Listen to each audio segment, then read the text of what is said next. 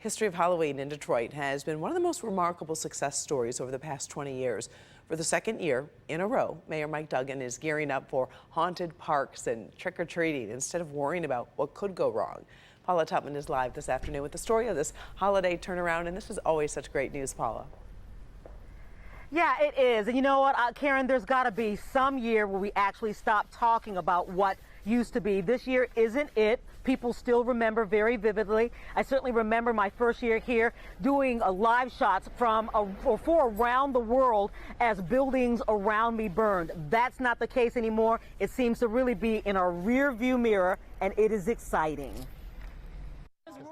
The Cooks can remember when children went door to door in Detroit for Halloween. My husband and I would put all these little toys on the porch, and he'd make all the little kids press the buttons, and they loved it.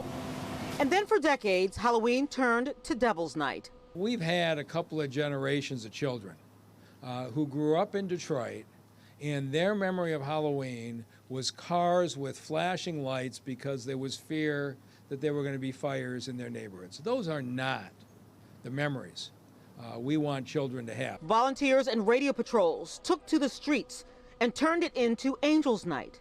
And now, for the second year in a row, it's Halloween in the D. The kids are out, they're in costume, their guards are down, they're having the time of their life. I also attended the haunted house that the city furnished last year over on the east side, and it was a delight. I had never been in a haunted house, so I said, once in a lifetime, I'm gonna go. For people who remember the good days turning to bad and now good again, Halloween in the D is incredible. There are games and family events. This year, Harvest Fest on Halloween at Spirit Plaza on Woodward. Trunk or Treats, a carnival, pumpkin patch party, Great Pumpkin Plunge, 11 different kinds of parties sprinkled throughout the city Halloween night. Each fire station will be giving out candy. Each police precinct, a trunk or treat event. Chandler Park will become Zombieland. Clark Park, Day of the Dead. Rouge Park, an escape room. Now in Detroit, Halloween is something to look forward to, not something to fear and loathe. What we can do is what we're doing now, making the change that they still can get an experience for Halloween.